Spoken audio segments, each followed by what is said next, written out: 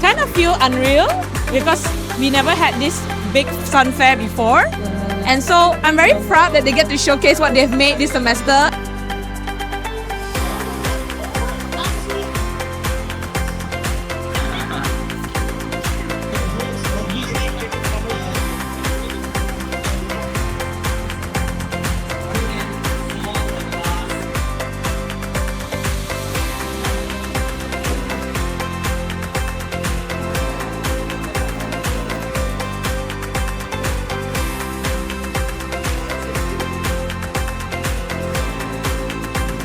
I think the fair was very good, very interesting, a lot of good food.